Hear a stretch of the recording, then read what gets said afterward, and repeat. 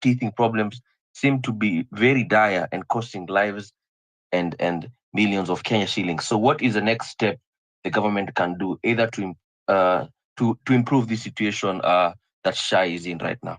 Let us have Adienge, please. Okay, thank you. Mi nataka kuongelea number one, hiyo mambo ya abduction. Sisi kama vijana hatuna sauti. The other time we had CS akilia, yeye alicall sijui Haji akacall president. So sisi kama wananchi tutapigia nani? So we just tunaomba tu government tu waache vijana, na pia sisi kama vijana kuna vitu tunafaa kufanya wana extend to limit the advantage ya expression. We limit the advantage. About Shah last time I experienced personally, unaenda OC, bibi wako amezaa, Shah ifanyi, unaambiwa ati you pay. So serikali naye they should up their game. Juu hata kama ni biashara, wananchi wanalia sana, and opposition kazi yao imewashinda kabisa. Juu nao wananchi ndio wameamua ku do part as opposition. Juu they are part of the government. So nani atatupigilia? Asante. Thank you so much for that. Can we please have General China? Hello. Yes, thank you very much for the chance. It is good we are bringing this one into discussion, but what I always say and what I always hint every day, that this is a failed system. This is a failed government. There's nothing that is working. Recently, they were claiming here, they were forcing people here by paying bloggers for them to spread rumors that the She and Sha is working. So yesterday, it was so evident when that doctor stormed that meeting with some patients who came from the hospital to tell the CS that all these things she has always been telling the public is a lie, and they accepted that. And the Kenyatta Hospital that has been leading with this failure of the Shah and She are coming to validate themselves by giving a statement. So this government is just full of lies. Everything they want to tell the public is full of lies. So we cannot trust them. They were lying to us even that the abductors, they don't know the abductors. So when the CS is saying that when the son was abducted, he called the president and the president called somewhere and his child was released. So it means they are the abductors, and that is something they cannot accept. So this is a government that we should just prepare to go home.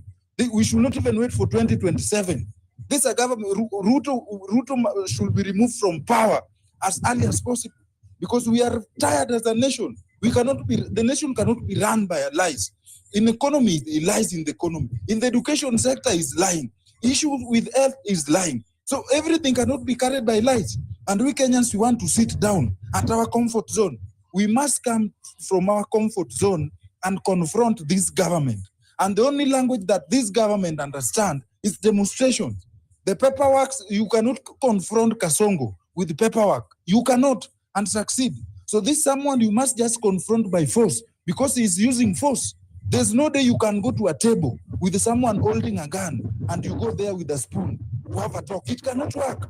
So Kenyans, let us rise, let us wake up, because if we sleep like this country will get to the wrong direction. So that's, I think I will leave my submission by there, because the emotions are going high. Thank you very much. Thank you so much, General China, for sharing your thoughts. As I had said earlier, we are discussing 3 topics and we've already gone through 2. So on to our last topic, we're going to be discussing the university funding model. And students across the country are facing significant challenges as they wait for the help funds to be await the disbursement of help funds, which are essential for covering their tuition and enabling them to sit for their exams. So my first question is, who should be held accountable for this? And as we have discussed, SHA, NHIF, yes, it had its own problems, but were the problems as big as making them now change to a new health system? And this is the same question we are asking today. The problems that the previous university funding model had, were they that big that they needed to change to this new university funding model, this banding system that people are already complaining about? I'd like to hear from Honorable Batty first. Who is supposed to be blamed for this delay when it comes to disbursement of funds for the help students?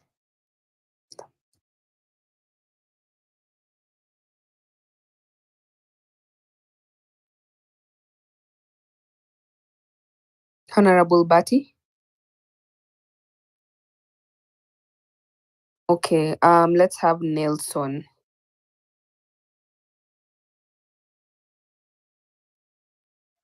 My take will be, I'll say, accountability for delays in the new model of the fund, such as will hold the government accountable. I'll say that government is full of people who don't come from the ground, so they don't understand the predicaments of the people who are in humble maybe grounds, because if at all they could be understanding the predicament all these students normally undergoes through, then they could not have brought in these changes that are now making the system not favorable for the students to access this funding. Remember, some of the students they depend fully on this funding. I'll give an example of even myself. I'll say that when it came a time for me to join the campus, I fully depended on help for survival and also paying part of my school fees that I was supposed to pay, despite government paying for me the rest. So the decision of coming up with alteration of the funding model and introducing the new system, it was approached wrongly, and it is my plea to the government to resolve whatever matter that is hindering the system from working, so that get these students helped. I know the frustration that these students are going through, because I've been in the same situation sometimes back. So government, maybe people who are sitting near the people who are sitting in the government, they should be able to advise president and also the high-rank officials who are making decisions as far as the new model of funding is concerned, just to resolve the matter. If this system is not working, please let us go back just to the previous system that was working for all of us. And I'll say that he never had any issues, or he never had any problems that could necessitate us again now translating to the now new system that they're trying to introduce. So if the system is failed, please, government should consider going back to the old system, because it was working for all students, and we never had these issues. And I will also blame the government, simply because we realize all these changes, but like the topic that we've talked about today, starting from abduction, we've talked also about the new system, that's SHA, and now we are talking now about the new funding model.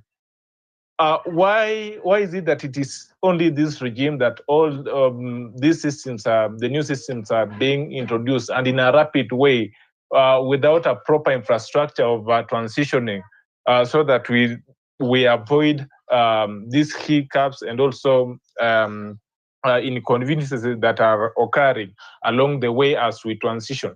So the government, my take is that they should just consider going back to the old system because it was working for all students from all the classes.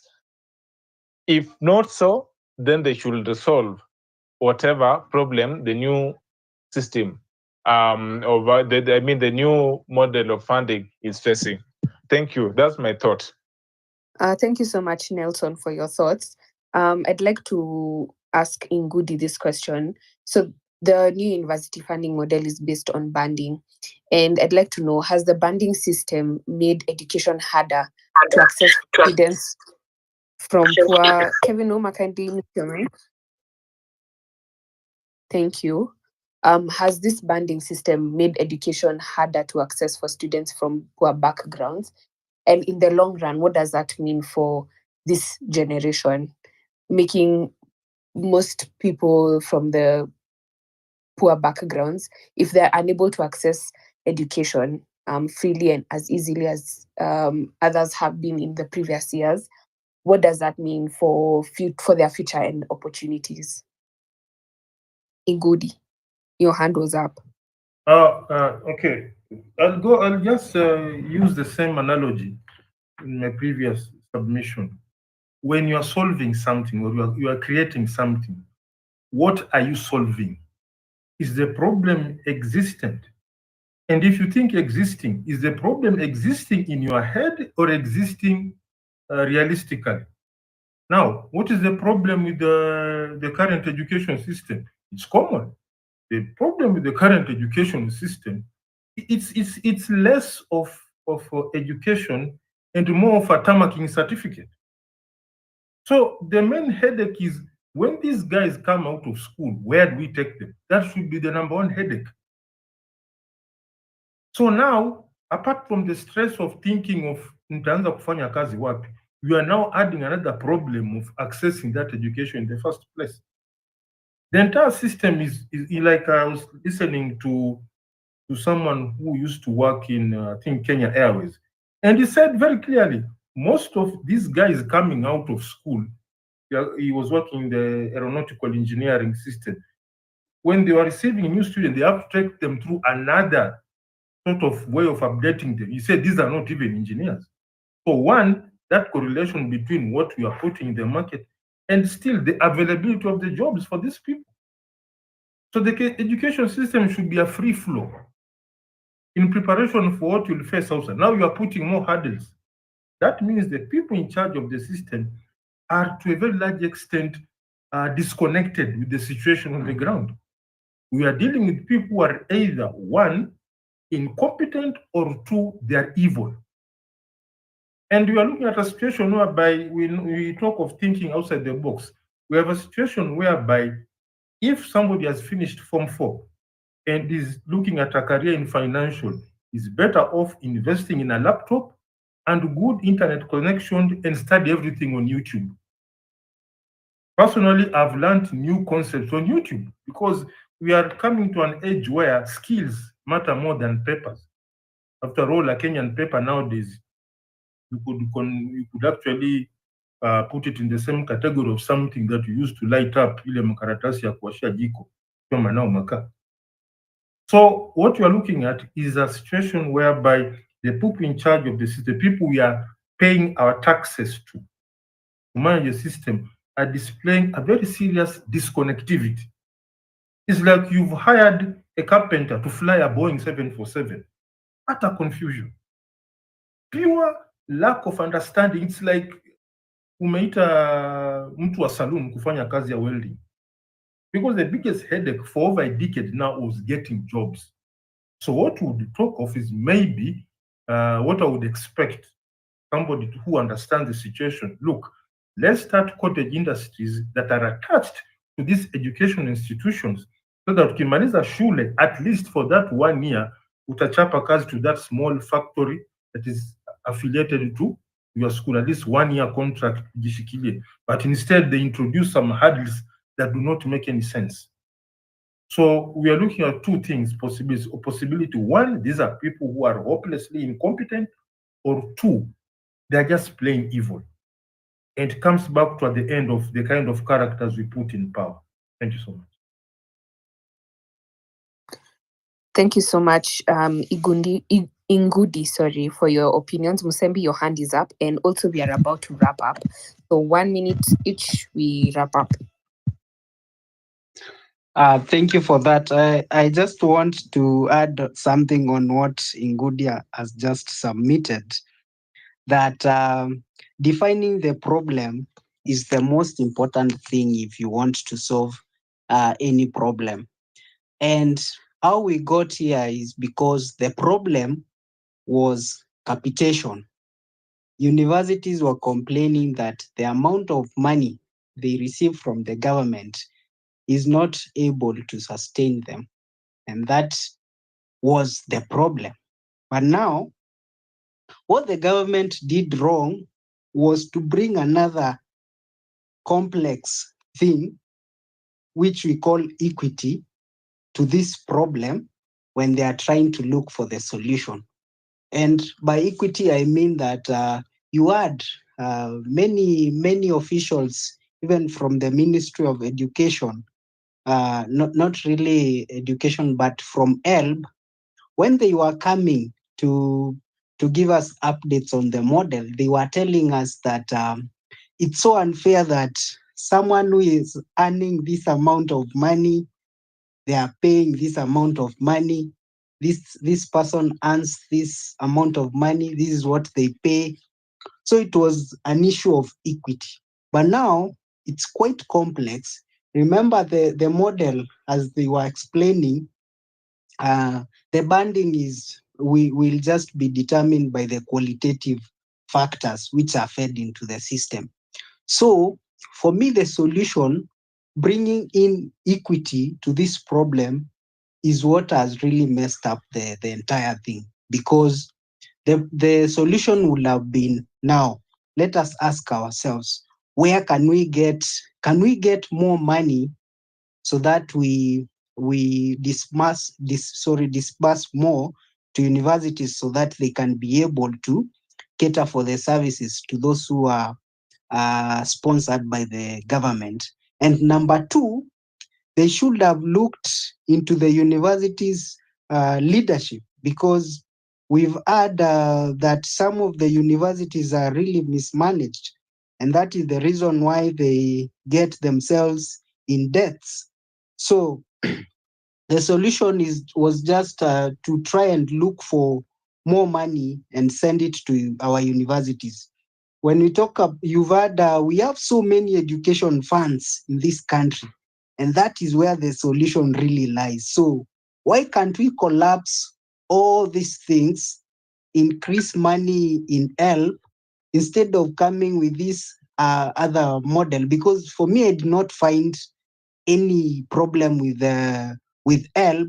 Why can't you just increase funding to help, collapse all these other education funds, and just have help as the only sole fund for education in this country? Then from there, I think it's very possible to manage whatever we have collectively, so that nothing is lost, and so that everyone can just get an opportunity to, if there is that need, because we have some parents who do not need the help, but they are able to cater for upkeep for their children. That is okay. But if we can just collapse all these funds, I think it's possible to work with help the way it was. Thank you. Thank you so much for your thoughts, Musembi. Benedict Bati, as we wrap up. Yes. Jambo la mwisho ningetamani kusubmit ni ya kwamba even though imeenda kidogo nje kidogo, lakini bado tu iko kwa hali ya taifa. Bwana President akumbuke wakati alikuwa akipigia debe Bwana Uhuru Kenyatta walipokuwa kwa coalition, walipokuwa wakijoin wakati kuna URP, alikuwa anasema wako na million jobs yearly wakipiga kampeni mwaka huu, hatujasahau. Na hivi hata huyo bibi mwenye alikuwa bibi ya bwana former president, saa hiyo bibi ni yake yeye peke yake. Saa hii ampatie mimba hii mwaka sasa, ampe mimba sasa. Huyo bibi ni wake peke yake ambaye ni Kenya. Zile million jobs alikuwa akisema pale, let him, huyu nafasi iko peke yake, yeye ndio anacheza Kenya mzima. Let him now implement that system alikuwa nayo. Jameni, nafasi ameachiwa sasa. Hizo vitu alikuwa na promise, wachana hizo promise. Akifanya kampeni yake itatutaki, afanye ile alikuwa anasema million jobs yearly. Si azilete, siende alikuwa anaongea, ziko in record everywhere. K24 mko nayo, iko everywhere, iko mpaka CNN, everywhere in the world. Sasa sahi, please president, leta hizo, nafasi ni yako sasa ya kazi, leta hizo jobs, Wakenya wapate kazi. Asanteni sana, God bless Kenya. Thank you so much, Honorable Bati, and to every single person who tuned into today's space. Also to my co-host, thank you so much. Thank you so much for tuning into today's space. My name is Priscilla Wahio. I was your host for tonight, and my co-host was Shalom Karaoke. Have a lovely evening. Hope to see you next week, same place, same time. And kindly follow us on all our social media platforms at K24 TV and also at K24 Plus. And again, I hope to see you next week, same place, same time. Have a lovely evening.